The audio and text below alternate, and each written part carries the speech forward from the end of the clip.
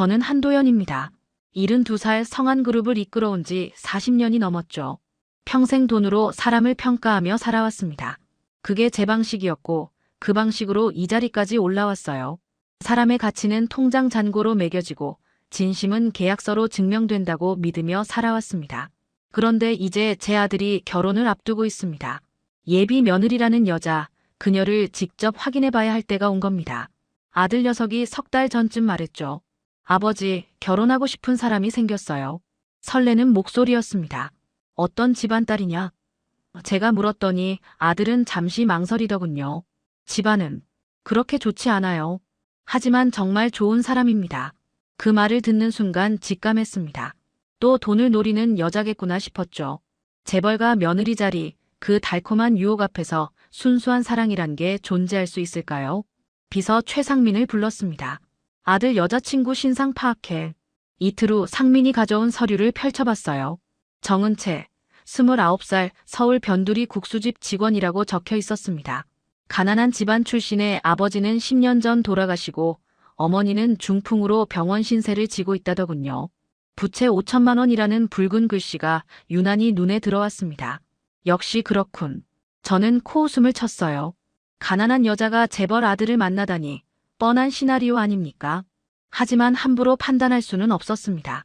제 아들이 진심으로 좋아하는 여자니까요. 만약 제가 틀렸다면, 그녀가 정말 순수한 마음으로 아들을 사랑한다면 어떻게 하죠? 그래서 생각해낸 방법이 있었습니다. 사람의 본성은 약자를 대할 때 드러난다. 제가 평생 믿어온 말이죠. 그렇다면 제가 직접 약자가 되어보면 됩니다. 그녀가 거지 같은 노인을 어떻게 대하는지 보면 그녀의 진짜 모습을 알 수 있을 거라 확신했습니다. 옷장을 뒤졌습니다. 가장 낡은 옷을 찾았어요. 10년 전 등산 갔다가 흙탕물에 젖었던 패딩 점퍼가 나왔습니다. 밑창이 다 닳아버린 운동화도 꺼냈죠. 거울 앞에 섰습니다. 머리를 일부러 헝클어뜨리고 며칠 안 감은 것처럼 기름기가 흐르도록 만들었어요. 수염도 며칠치 기른 것처럼 보이게 분장했습니다. 거울을 보니 거짓골이 따로 없더군요. 완벽했습니다. 이 모습으로 그녀를 만나면 그녀의 본성을 확실히 볼 수 있겠다 싶었어요. 회장님, 정말 이러시겠습니까? 상민이 걱정스러운 표정으로 물었습니다. 괜찮아. 내 며느리가 될 사람인데 이 정도는 확인해야지. 저는 단호하게 말했죠. 운전기사에게는 오늘 하루 쉬라고 했습니다. 혼자 지하철을 탔어요. 70년을 살면서 지하철을 타본 게 언제였던가 싶었습니다. 출퇴근 시간이 아니라 한산했지만 사람들의 시선이 느껴졌습니다. 한 젊은이가 제 옆을 지나가다 코를 막더군요. 아줌마 2명은 수군거리며 저를 힐끗힐끗 쳐다봤습니다. 이게 바로 현실이구나 싶었어요. 서울 변두리 국수집, 그곳이 정은채가 일하는 식당이었습니다. 낡은 간판에 할매국수라고 써 있었어요. 문을 열고 들어서기 전 잠시 망설였습니다. 정말 이렇게까지 해야 하나 싶었죠. 하지만 제 아들의 평생이 걸린 문제입니다. 확실히 해야 했습니다. 심호흡을 하고 문을 밀었습니다. 삐걱 소리와 함께 따뜻한 공기가 얼굴을 감쌌어요. 국수 삶는 냄새, 멸치 육수 냄새가 코끝을 자극했습니다. 손님들은 오후 1시쯤이라 제법 많았습니다. 제가 들어서자 분위기가 달라졌습니다. 몇몇 손님들이 고개를 돌리더니 인상을 찌푸렸어요. 한 아저씨는 노골적으로 자리를 옮겼습니다. 저 사람 누구야? 속삭이는 소리가 들렸죠. 예상했던 반응이었습니다. 이제 정은채가 어떻게 나오는지 볼 차례였어요. 과연 그녀는 저를 어떻게 대할까요? 식당 안은 손님들로 가득했습니다. 점심시간이라 그런지 테이블마다 사람들이 앉아 국수를 먹고 있었어요. 웃음소리, 그릇 부딪히는 소리, 국수 후루룩 먹는 소리가 뒤섞여 시끌벅적했습니다. 저는 문 앞에 서서 잠시 망설였죠. 이제 시작이구나 싶었습니다. 과연 정은채라는 여자가 어떤 사람인지 확인할 시간이었어요. 한 발 안으로 들어섰습니다. 그 순간 신기하게도 식당 안 분위기가 확 바뀌었어요. 제 옆 테이블에 앉아있던 중년 남자가 고개를 돌리더니 인상을 찌푸렸습니다. 어우 냄새. 작은 목소리였지만 또렷하게 들렸죠. 맞은편 테이블의 아줌마 2명은 수군거리며 저를 힐끗힐끗 쳐다봤습니다. 저 사람 누구야? 여기 왜 온 거야? 한 젊은 남자는 아예 자리를 옮기더군요. 코를 막으며 창가 쪽으로 이동했습니다. 이게 바로 현실이었습니다. 돈 없고 초라한 모습이 되면 사람들은 이렇게 대하죠. 70년을 살면서 처음 겪어보는 경험이었어요. 제가 정장을 입고 이곳에 왔다면 아마 사장님이라도 나와서 인사했을 겁니다. 하지만 지금 이 모습으로는 아무도 환대하지 않았습니다. 오히려 빨리 나가주길 바라는 눈빛들 뿐이었죠. 주방 쪽에서 젊은 여직원이 나왔습니다. 앞치마를 두른 20대 초반으로 보이는 여자였어요. 저를 보더니 당황하는 기색이 역력했습니다. 그녀는 재빨리 안쪽으로 들어가더니 누군가에게 속삭였죠. 저분 밖으로 내보내요. 다른 손님들 불편해하잖아요. 목소리가 작았지만 제 귀에는 선명하게 들렸습니다. 역시 예상했던 반응이었어요. 이제 정은채가 어떻게 나오는지 볼 차례였습니다. 바로 그때 한 여자가 주방에서 나왔습니다. 정은채였어요. 사진으로만 봤던 그녀를 처음 직접 본 순간이었습니다. 생각보다 작은 키에 단정한 인상이었죠. 머리를 뒤로 묶고 깨끗한 앞치마를 두르고 있었습니다. 그녀는 저를 보더니 잠시 멈칫했어요. 하지만 곧 자연스러운 미소를 지으며 다가왔습니다. 어서 오세요. 목소리가 따뜻했습니다. 옆에 있던 여직원이 또 속삭였어요. 언니, 저 손님은. 하지만 은채는 조용히 고개를 저었습니다. 그리고는 저를 향해 다가오더니 말했죠. 이쪽 자리로 앉으시죠. 주저함이 없었습니다. 다른 손님들의 눈치를 보는 것도 아니었어요. 그녀는 저를 창가 쪽 따뜻한 자리로 안내했습니다. 가장 좋은 자리였죠. 햇볕이 들어오는 곳이었습니다. 추운 날씨엔 따뜻한 국수 한 그릇이 최고예요. 은채가 웃으며 말했습니다. 그 미소가 진짜였습니다. 억지로 짓는 웃음이 아니었어요. 동정하는 표정도 아니었죠. 그저 한 손님을 대하는 자연스러운 태도였습니다. 제가 어떤 옷을 입었든 어떤 냄새가 나든 그녀에게는 상관없는 것처럼 보였어요. 메뉴판 보시고 편하게 주문하세요. 저는 메뉴판을 집어들었습니다. 손이 살짝 떨렸어요. 연기를 해야 했으니까요. 저기, 멸치국수 하나 주세요. 근데 얼마예요? 조심스럽게 물었습니다. 돈이 없는 사람처럼 말이죠. 6,000원입니다. 금방 가져다 드릴게요. 은채는 밝게 대답하고는 주방으로 들어갔습니다. 잠시 후 국수가 나왔습니다. 김이 모락모락 피어오르는 멸치국수였어요. 그런데 놀라운 건 반찬이었습니다. 김치 한 접시, 단무지 한 접시, 그리고 겉절이까지. 다른 테이블보다 훨씬 많았어요. 많이 드세요. 은채가 말했습니다. 그리고는 물 한 잔을 더 따라주더니 덧붙였죠. 국물도 남기지 마시고요. 몸 따뜻하게 하셔야 합니다. 그 순간이었습니다. 제 손이 떨렸어요. 젓가락을 집으려는데 손이 제 의지와 상관없이 떨리더군요. 이런 친절을 받아본 게 언제였던가 싶었습니다.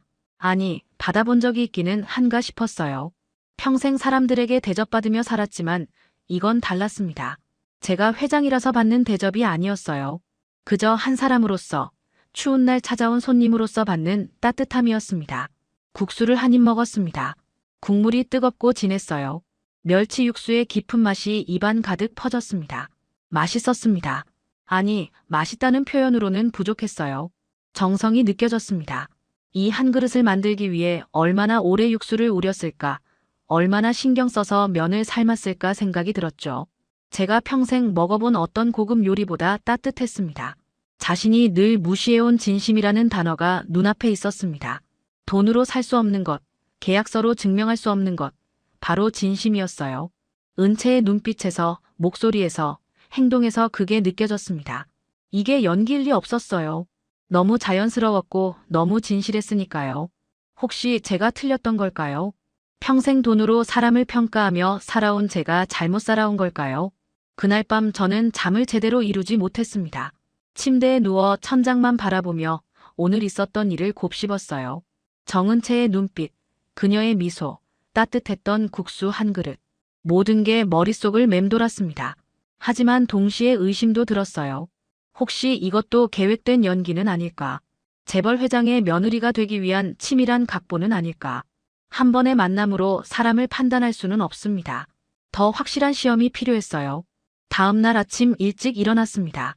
어제와 똑같은 옷을 꺼내 입었어요. 낡은 패딩 점퍼, 달아빠진 운동화, 헝클어진 머리. 거울을 보니 여전히 거지 같은 모습이었습니다. 이번에는 조금 더 철저한 시험을 준비했죠. 지갑을 일부러 집에 두고 나왔습니다. 오늘은 돈을 내지 못하는 상황을 만들 계획이었어요. 그때 은채가 어떻게 반응하는지 보면 그녀의 진짜 모습을 알 수 있을 거라 생각했습니다. 국수집에 도착한 시간은 오후 1시쯤이었습니다. 점심시간이 지나 손님이 많지 않았어요. 문을 열고 들어서니 은채가 테이블을 닫고 있었습니다. 저를 보더니 환하게 웃었어요. 어제 오신 분이시죠? 또 오셨네요. 그녀가 저를 기억하고 있었습니다. 하루에도 수십 명의 손님을 대하는데 저 같은 거지 행색의 노인을 기억하다니 놀라웠어요. 네, 어제 국수가 맛있어서요. 저는 최대한 자연스럽게 말했습니다. 오늘도 멸치국수 드실래요? 은채가 물었죠. 네, 그걸로 주세요. 저는 고개를 끄덕였습니다. 그녀는 밝게 웃으며 주방으로 들어갔어요. 저는 자리에 앉아 주변을 둘러봤습니다. 벽에는 손님들이 남긴 메모지들이 빼곡했어요. 사장님 국수 최고예요. 힘들 때마다 여기 와서 위로받습니다. 따뜻한 마음. 감사해요 같은 글귀들이 보였습니다. 잠시 후 국수가 나왔습니다. 어제처럼 김이 모락모락 피어오르는 멸치국수였어요. 반찬도 넉넉했습니다. 김치, 단무지, 겉절이가 수북하게 담겨 있었죠. 맛있게 드세요. 오늘은 날씨가 더 추우니까 국물 꼭 다 드시고요. 은채가 말했습니다. 저는 고개를 끄덕이며 국수를 먹기 시작했어요. 어제와 똑같이 깊고 진한 맛이었습니다. 정성이 느껴지는 한 그릇이었죠. 국수를 다 먹고 나서 잠시 망설였습니다. 이제 연기를 시작해야 했어요. 하지만 왜인지 마음이 무거웠습니다. 이렇게 순수한 사람을 시험한다는 게 옳은 일인가 싶었죠. 그래도 확인은 해야 했습니다. 제 아들의 평생이 걸린 문제니까요. 심호흡을 하고 카운터로 다가갔습니다. 저기, 죄송한데요. 제 목소리를 떨리게 만들었습니다. 은채가 환하게 웃으며 다가왔어요. 네, 말씀하세요. 사실은 지갑을 집에 두고 나왔습니다. 저는 주머니를 더듬는 신용을 했죠. 돈이 없어서 정말 죄송합니다. 제 연기는 완벽했습니다. 당황하고 미안하고 부끄러운 표정을 지었어요. 은채의 표정을 주시했습니다. 과연 어떻게 나올까요? 화를 낼까요? 경찰을 부를까요? 아니면 밖으로 쫓아낼까요? 대부분의 사람들은 이럴 때 냉정해지기 마련입니다. 돈을 내지 못하는 손님에게 친절할 이유가 없으니까요. 제 심장이 빠르게 뛰었습니다. 긴장되는 순간이었어요. 그런데 은채는 웃었습니다. 화난 표정이 아니라 부드러운 미소였어요. 괜찮아요. 다음에 오실 때 주셔도 돼요. 너무 쉽게 말하더군요. 마치 당연한 일인 것처럼요. 저는 당황했습니다. 이게 정상적인 반응인가 싶었죠. 정말 괜찮습니까? 제가 다시 물었습니다. 네, 괜찮아요. 근데 따뜻한 국물은 남기지 마세요. 몸 따뜻하게 하셔야죠. 은채가 말했습니다. 저는 멍하니 서 있었습니다. 믿기지 않았어요. 처음 보는 거지 같은 노인에게 돈도 받지 못할 상황에서 이렇게 친절할 수 있다니 말입니다. 감사합니다. 꼭 다음에 갚으러 오겠습니다. 저는 고개를 숙이며 말했어요. 천천히 오세요. 조심히 들어가시고요. 은채가 환하게 웃으며 배웅했습니다. 국수집을 나와 모퉁이에 세워둔 차로 돌아왔습니다. 상민이 운전석에서 기다리고 있었어요. 어떠셨습니까, 회장님? 상민이 물었습니다. CCTV 영상 확인해봐. 지금 당장. 저는 단호하게 말했죠. 1시간쯤 지나 상민이 태블릿을 들고 왔습니다. 회장님, 영상입니다. 화면을 켰습니다.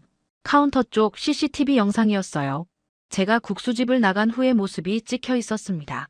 은채가 카운터로 다가가더니 자기 가방에서 지갑을 꺼냈어요.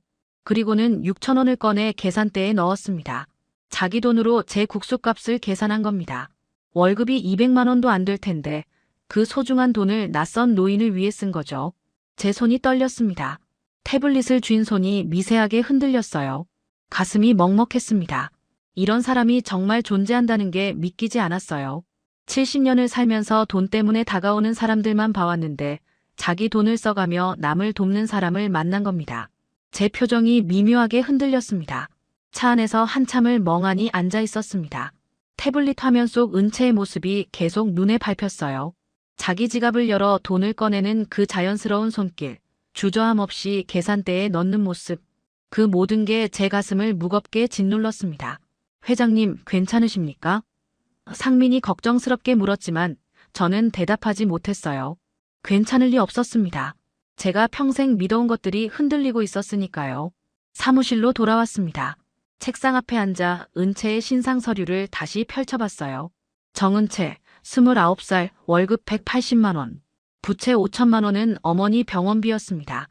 매달 20만 원씩 갚아나가고 있다고 적혀 있었죠. 180만 원에서 20만 원을 떼면 160만 원밖에 안 남습니다. 거기서 월세, 생활비를 빼면 얼마나 남을까요? 그런데 그녀는 6천 원을 아무렇지 않게 냈습니다. 상민, 제가 불렀습니다. 네, 회장님. 이 여자 어떻게 생각하나? 저는 서류를 내밀며 물었어요. 상민은 잠시 망설이더니 조심스럽게 말했습니다.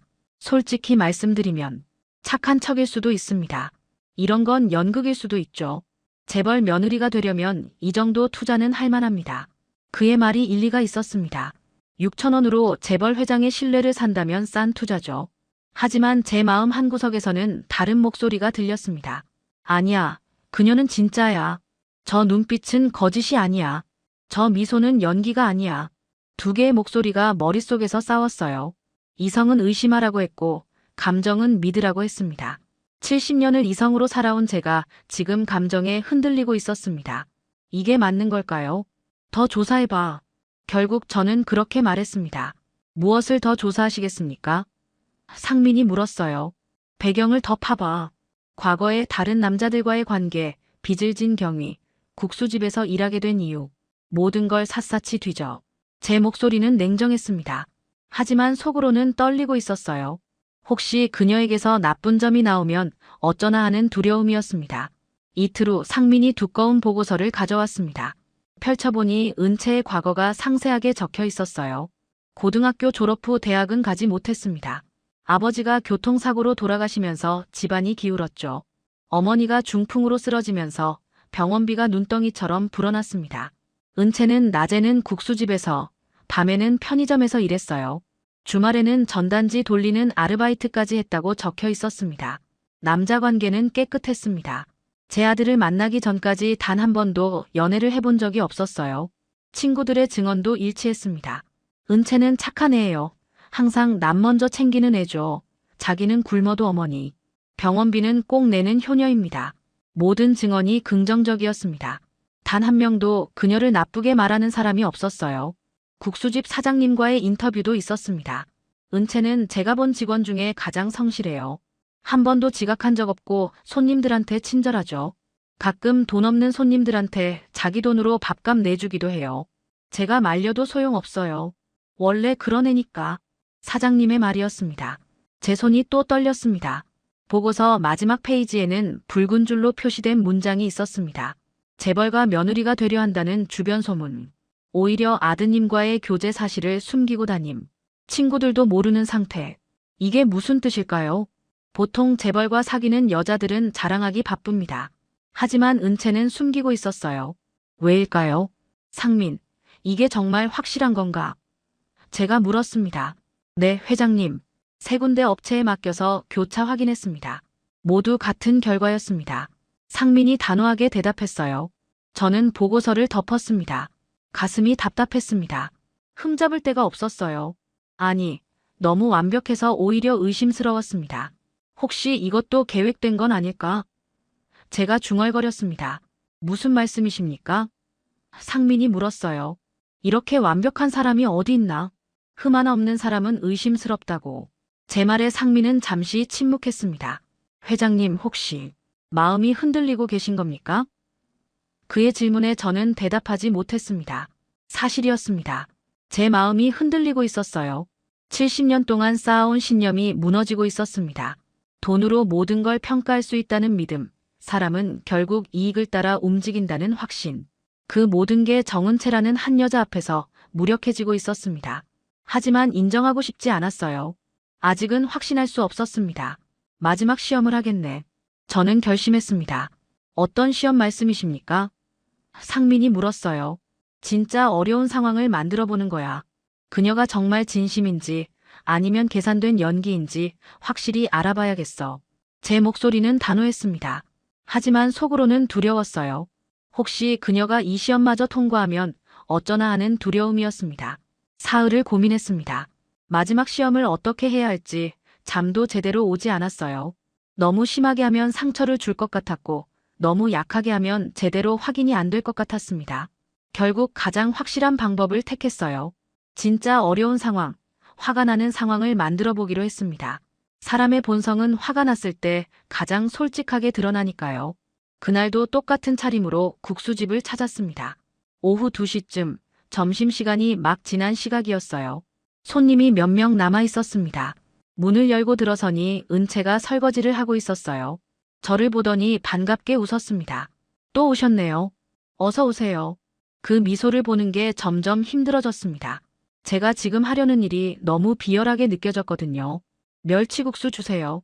저는 짧게 말했습니다. 네, 금방 가져다 드릴게요. 은채는 밝게 대답하고 주방으로 들어갔어요.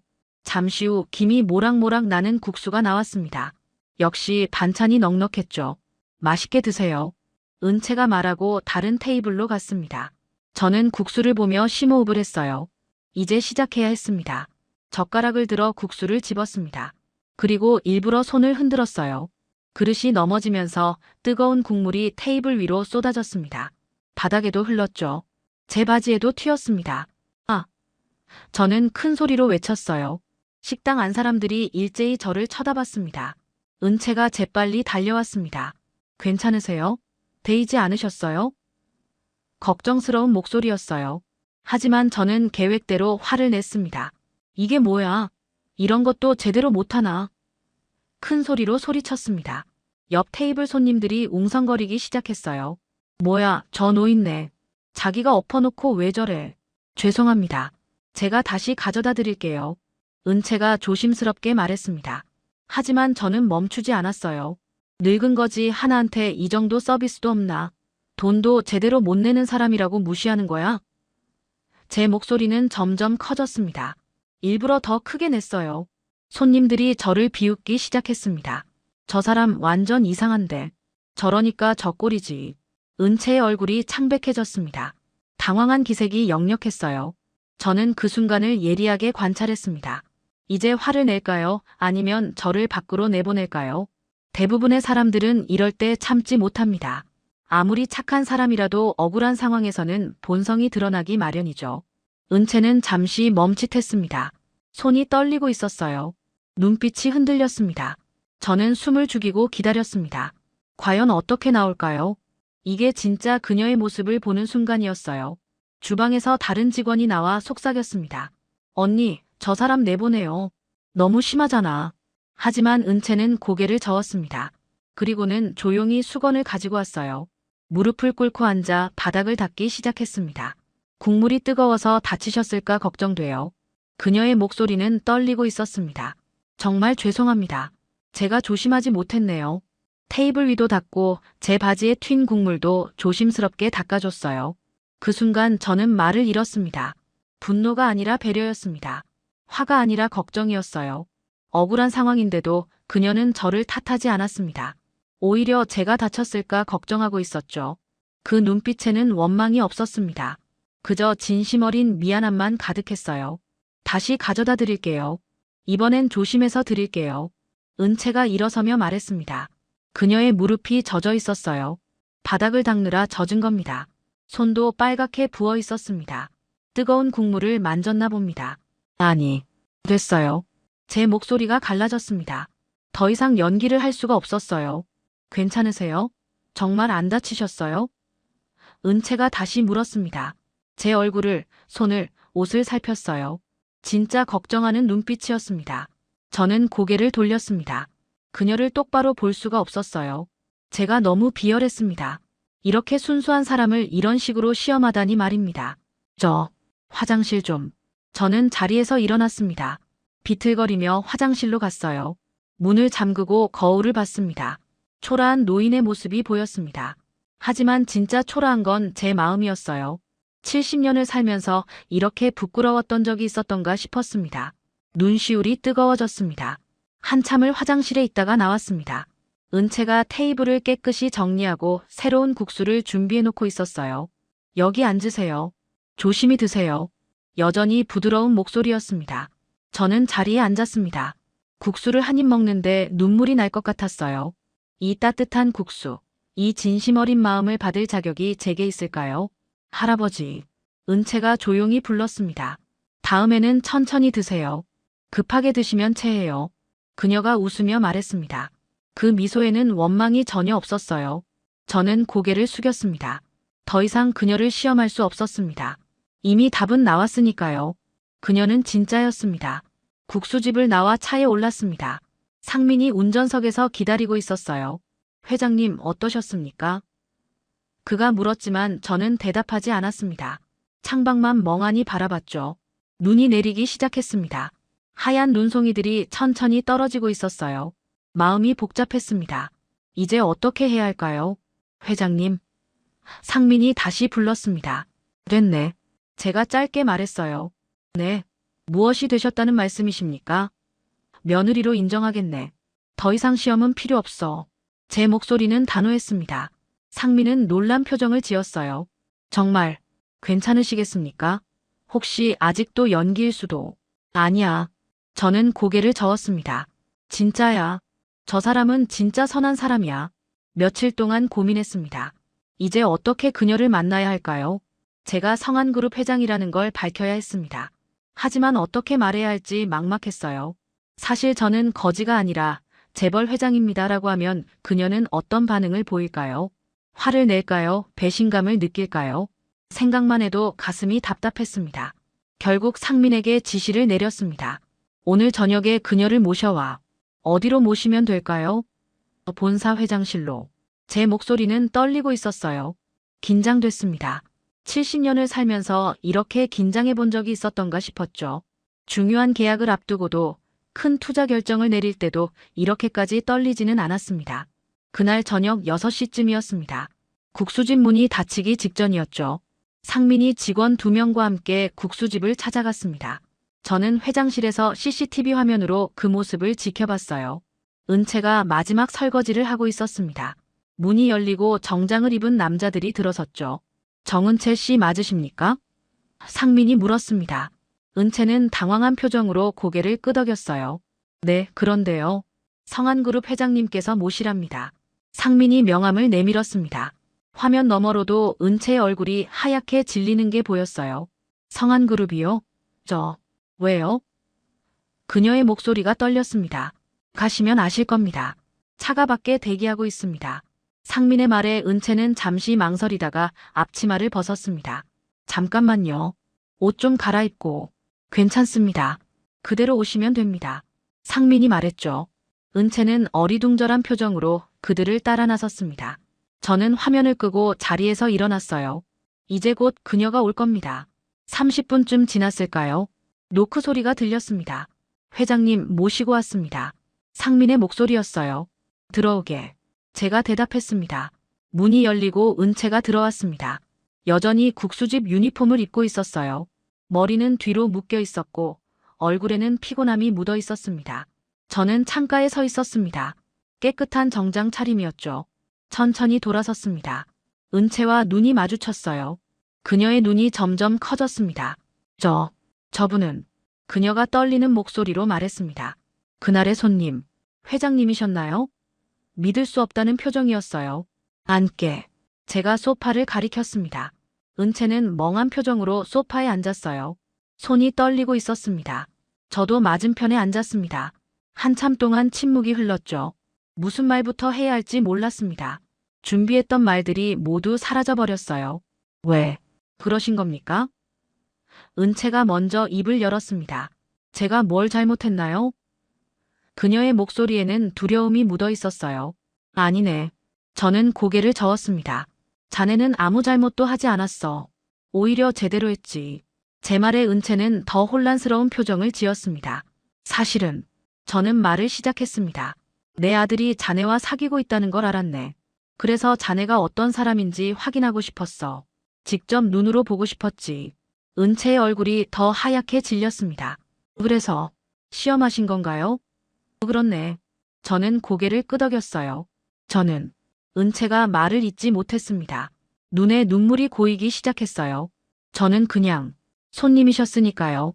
당연한 일을 했을 뿐인데. 그녀의 목소리가 점점 작아졌습니다. 당연한 일? 제가 되물었어요. 자네에겐 당연한 일이었나? 네. 은채가 고개를 끄덕였습니다. 제 가슴이 또 뭉클해졌습니다. 그녀에게는 정말 당연한 일이었던 겁니다. 누군가를 따뜻하게 대하는 것, 어려운 사람을 돕는 것, 진심으로 배려하는 것. 그 모든 게 그녀에게는 당연한 일이었어요. 계산이나 목적이 아니라 그냥 그렇게 사는 사람이었던 겁니다. 저는 잠시 말을 멈췄습니다. 넌 내 며느리가 될 자격이 있구나. 그 말을 하는데 목이 메었습니다. 은채는 고개를 들어 저를 봤어요. 눈물이 볼을 타고 흘러내렸습니다. 저 자격 같은 거 없어요. 그녀가 떨리는 목소리로 말했습니다. 저희 어머니 병원비도 못 내는 형편이에요. 빚도 많고요. 저 같은 사람이 성한그룹 며느리라니. 말도 안 돼요. 은채가 고개를 숙였습니다. 전 정말 준혁 씨를 좋아해요. 하지만 제가 그 집안에 어울릴 수 있을지. 그녀의 어깨가 떨렸습니다. 저는 자리에서 일어났습니다. 저는 천천히 은채에게 다가갔습니다. 그리고 그녀 앞에 무릎을 꿇었어요. 은채가 깜짝 놀라 고개를 들었습니다. 회장님, 이러시면 안 돼요. 그녀가 황급히 말했죠. 일어나세요. 제가 일어날게요. 하지만 저는 움직이지 않았습니다. 70년을 살면서 누군가 앞에 무릎을 꿇어본 적이 있었던가 싶었어요. 한 번도 없었습니다. 미안하구나. 제 목소리가 떨렸습니다. 정말 미안해. 은채는 당황한 표정으로 저를 바라봤어요. 왜 사과하시는 거예요? 나는 평생 돈으로만 사람을 평가했네. 제가 말했습니다. 사람의 가치는 통장 잔고로 매겨진다고 믿었어. 진심 같은 건 세상에 없다고 생각했지. 모두가 뭔가를 바라고 움직인다고 여겼네. 눈물이 흘러내렸습니다. 70년 만에 흘리는 눈물이었어요. 그런데 자네를 보면서 알았네. 내가 틀렸다는 걸. 세상에는 진짜 선한 사람이 있다는 걸. 아무것도 바라지 않고 그냥 따뜻한 마음으로 사는 사람이 있다는 걸 말이야. 제 목소리는 점점 작아졌습니다. 국수 한 그릇이 이렇게 따뜻할 줄 몰랐네. 은채도 눈물을 흘리고 있었습니다. 저는 정말 당연한 일만 했어요. 그녀가 말했어요. 추운 날 들어오신 손님께 따뜻한 국수 한 그릇 대접하는 게 뭐가 특별한가요? 돈이 없으시면 다음에 받으면 되고요. 화가 나신 것처럼 보이면 더 잘해드려야죠. 그게 제가 배운 겁니다. 누구한테 그렇게 배웠나? 제가 물었습니다. 아버지한테요. 은채가 대답했어요. 아버지는 늘 말씀하셨어요. 사람은 누구나 힘들 때가 있다고. 그럴 때 작은 친절 하나가 큰 힘이 된다고. 돈이 없어도 따뜻한 마음은 나눌 수 있다고요. 그녀는 눈물을 닦으며 말을 이었습니다. 아버지가 돌아가시기 전 마지막으로 하신 말씀이 그거였어요. 은채야, 착하게 살아라. 그게 제일 값진 거다. 저는 더 이상 참을 수가 없었습니다. 70년 동안 쌓아온 자존심, 교만, 오만함이 모두 무너져 내렸어요. 내가 평생 추구했던 게 뭐였을까? 제가 중얼거렸습니다. 돈을 벌고 권력을 얻고 사람들 위해 군림하는 것. 그게 전부였네. 하지만 정작 중요한 걸 놓치고 살았어. 사람다운 마음을 말이야. 회장님, 은채가 조심스럽게 불렀습니다. 일어나세요. 제발요. 저는 천천히 자리에서 일어났습니다. 다리가 후들거렸어요. 소파에 앉으니 힘이 쭉 빠졌습니다. 한참을 아무 말 없이 앉아 있었죠. 은채도 조용히 앉아 있었습니다.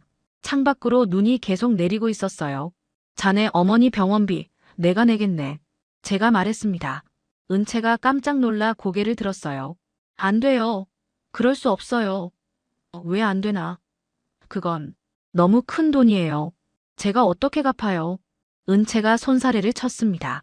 갚을 필요 없네. 제가 말했어요. 내가 하고 싶어서 하는 거야. 자네가 내게 준 걸 생각하면 이 정도는 아무것도 아니네. 제가 뭘 드렸다고요? 은채가 고개를 저었습니다. 국수 한 그릇. 제가 대답했어요. 자네는 내게 국수 한 그릇을 줬지. 하지만 그게 단순한 국수가 아니었네.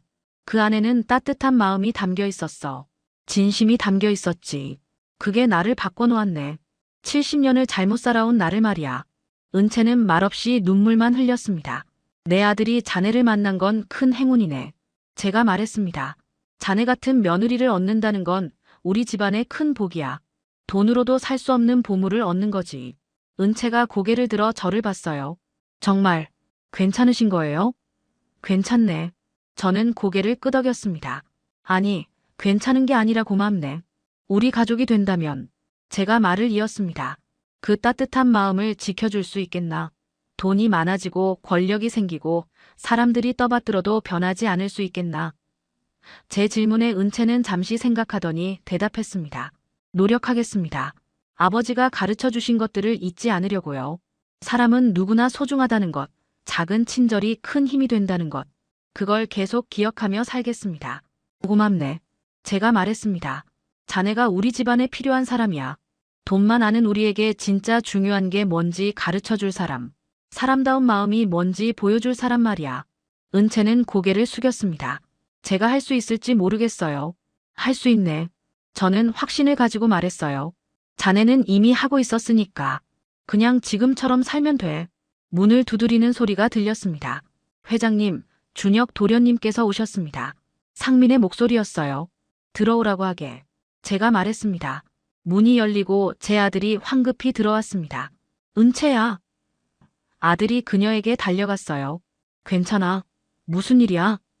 은채를 걱정하는 아들의 눈빛이 진심이었습니다. 괜찮아. 은채가 웃으며 대답했습니다. 준혁 씨. 아들이 저를 돌아봤어요. 아버지, 무슨 일이신 겁니까? 앉거라. 제가 말했습니다. 너희 둘에게 할 말이 있다. 아들과 은채가 나란히 소파에 앉았어요. 저는 그들을 바라봤습니다.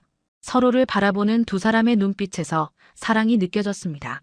며칠이 지났습니다. 눈이 소복이 쌓인 겨울 아침이었어요. 창밖을 보니 세상이 온통 하얗게 변해 있었습니다. 아름다웠죠.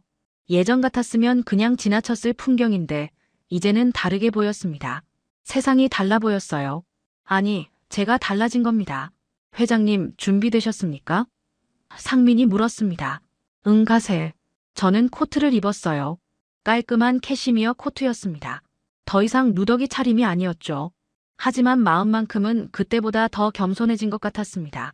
차에 올라타며 생각했어요. 오늘은 특별한 날이구나. 서울 변두리 국수집 앞에 차가 멈췄습니다. 저는 천천히 차에서 내렸어요. 간판을 올려다봤습니다. 할매국수. 낡은 간판이었지만 이제는 정겹게 느껴졌습니다. 심호흡을 하고 문을 열었어요. 따뜻한 공기가 얼굴을 감쌌습니다. 역시 국수 삶는 냄새, 멸치 육수 냄새가 났습니다. 은채가 카운터에서 저를 봤습니다. 깜짝 놀란 표정이었어요. 회장님, 이런 곳까지 다시 오시다니요. 그녀가 황급히 앞치마를 고쳐 매며 말했습니다. 다른 손님들도 웅성거리기 시작했어요. 저 사람 누구야? 옷 좀 봐, 돈 많아 보이는데. 저는 조용히 웃으며 자리에 앉았습니다. 예전에 앉았던 그 창가 자리였어요. 그날 먹은 그 국수 맛을 제가 말했습니다. 잊을 수가 없더구나. 은채는 잠시 멍하니 서 있다가 환하게 웃었습니다. 금방 가져다 드릴게요. 그녀가 주방으로 들어갔어요. 저는 창밖을 바라봤습니다. 눈이 계속 내리고 있었습니다. 하얀 눈송이들이 천천히 떨어지는 모습이 평화로웠어요. 잠시 후 은채가 국수를 들고 나왔습니다. 김이 모락모락 피어오르는 멸치국수였어요. 그날과 똑같은 국수였습니다. 반찬도 넉넉하게 담겨 있었죠. 많이 드세요. 은채가 말했습니다. 저는 젓가락을 들었다가 잠시 멈췄습니다. 국물을 바라보며 생각했어요.